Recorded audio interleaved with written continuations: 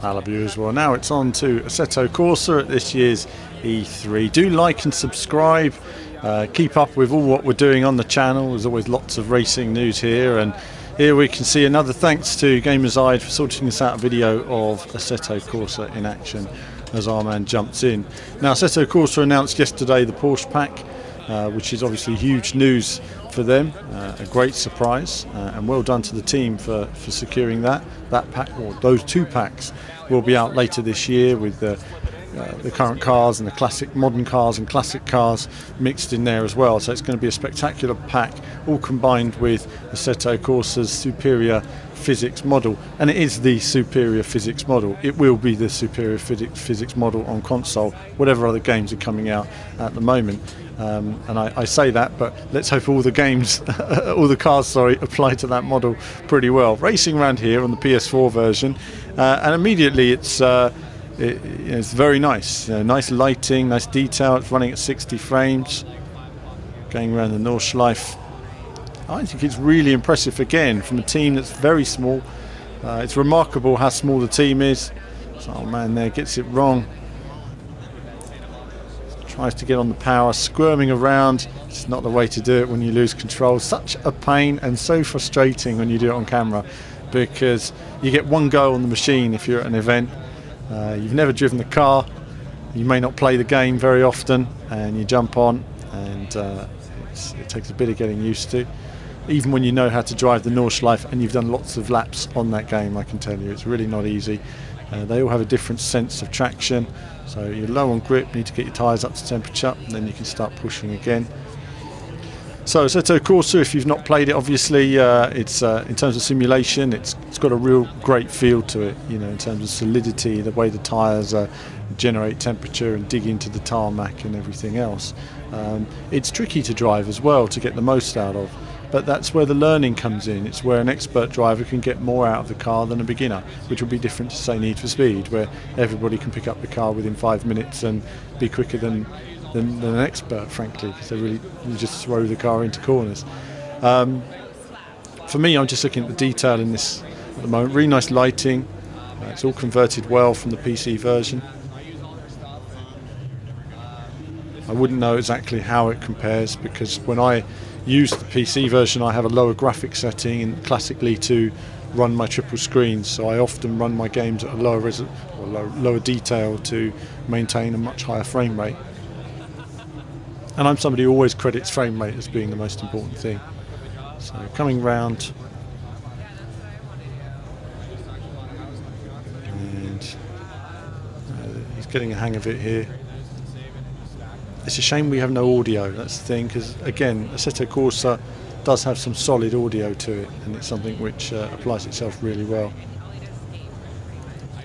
Not a circuit necessarily I'm massively keen on. I will race it to make videos, but other than that, I much prefer much shorter circuits that I can just sort of pound laps and get into. Winding down the hill on this section. It's amazing really how it's become so competitive in racing games now. I mean, this is a big challenge in terms of laser scanning. This is scanned, and it should be the most realistic version that you're going to get. So we have a perfect Nordschleife now. Over the next few years, it will just be refinements of graphics to make it better and better, and how bumps and tyre and brake temperatures are conveyed to the player to increase the immersion. Because that's the one tricky thing with simulators, is it's one thing having the car doing what it's supposed to do, it's another thing having the car moving in a way that communicates to the player what they need to do.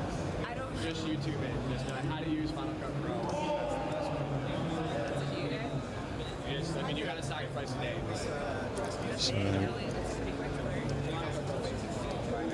working his way around nicely. Now, some of you might have wondered, actually, there was a press trip recently to see the new build of this game, and we were supposed to have a lot of direct feed footage for you. Unfortunately, so what we did was we went out in real racing cars at Vallelunga, we raced round, and then we got onto the game, raced around it on the game as well. Unfortunately, the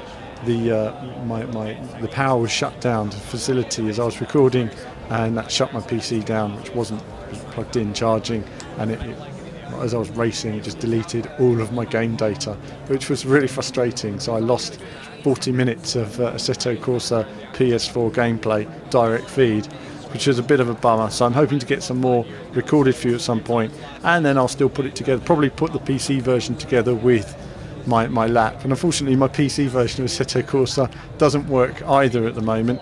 I have no idea why. You just go to, on some tracks it will say track not found, and on some others it just goes to a load and goes back to the title screen, and the game just won't work. It's been like that for ages. It's been uninstalled, reinstalled, cleaned the folders, whatever. It's just not working. So it's a bit of a bummer, and it means I can't show that much of that chip at the moment, but it will come up on a later video. He's doing really well here now, getting into the flow of things. It takes a few corners, I think, to get everything working, get your head where the braking points are, and getting the flow of the car. When you're jumping from Forza Horizon 3 and then you suddenly jump onto Assetto Corsa, it's, a trade show, you do all these things in one day. You'll be straight off this and then onto F1 2016, where you're braking way later than you would in a car like this. But either way, it's good to see how it's come together. And let's hope the team can manage. It looks good now that they're going to manage the date. I think it's 26th of August that this is down for release now. So, yeah, I'm really keen on this. I think it'll be good. No, it doesn't feature the weather and stuff like that, which is a shame. But I think they've put so much work into the detail of the circuits, the package, the simulation handling, and the fact that they're a small team. And again, a lot of this comes down to expectation. So when I talk about Gran Turismo, I expect better of Gran Turismo. But when I see a team like this and what they've managed to put into it, look at the way the light comes across. Brilliant. Brilliant. Really nice detail there. It's really getting up to speed now. Love some God rays through the trees. And making his way around the latter part of the circuit. Getting into this rather tricky section. Spits the car out, that's good. You always want to be careful there, because if you go too fast it will just throw the car off, unbalance it, and send you off into the barrier. I know from experience, practicing many times. And down that long straight. Yeah, looking really nice lighting and detail. He goes down there. So no, I impressed with what I've seen at the show. I'm impressed with what they're doing. It's a game that's between sort of Project Cars and Gran Turismo Sport in terms of where it is. It's going to be on its own there as a particularly hardcore simulator. But either way, I think if you're a motor fan and a proper racing fan and you want more simulators to appear on console, support it. That's all I can say, and there will be more, because if the simulators don't sell, they'll just make arcade games.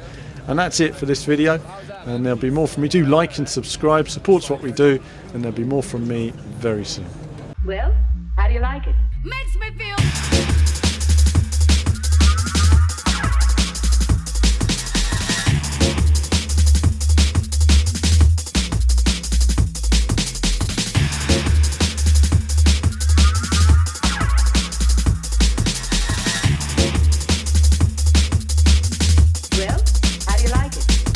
I feel